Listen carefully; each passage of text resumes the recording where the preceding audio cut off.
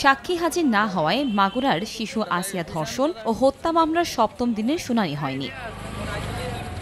মঙ্গলবার সকালে সাক্ষ্য গ্রহণের দিন ধার্য থাকলেও ঢাকা মেডিকেলের দুই চিকিৎসক আদালতে হাজির না হওয়ায় সাক্ষ্য নেওয়া সম্ভব হয়নি। রাষ্ট্রপক্ষের আইনজীবী জানান, সপ্তম দিনের কার্যদিবসে ঢাকা মেডিকেলের ফরেনসিক বিভাগের দুই চিকিৎসককে সাক্ষ্য দিতে তলব করা হয়, কিন্তু তারা আদালতে না আসায় বুধবার আবারও দিন ধার্য করেন আদালত। এর আগে একবার সমন ও একবার গ্রেফতারি পরোয়ানা জারি করা হয় ওই চিকিৎসকদের বিরুদ্ধে, কিন্তু তারা আদালতে হাজির না হওয়ায় দুই চিকিৎসকের বিরুদ্ধে এবার অজামিনযোগ্য গ্রেফতারি পরোয়ানা জারি করেছেন আদালত। এর আগে সকালে ঝিনাইদহ জেলা কারাগার থেকে প্রধান অভিযুক্ত হিটু শেখ সহ সব আসামিদের আদালতে হাজির করা হয়। বিজ্ঞ আদালত আগামীকাল আবার সাক্ষীর জন্য দিন ধার্য করেছেন।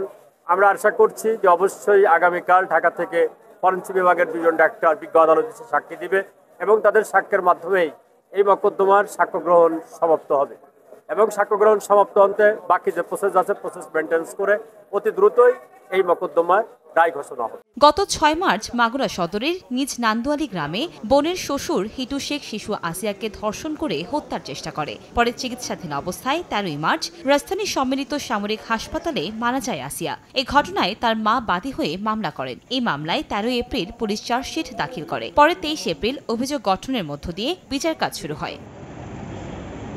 সময় সংবাদ, মাগুরা।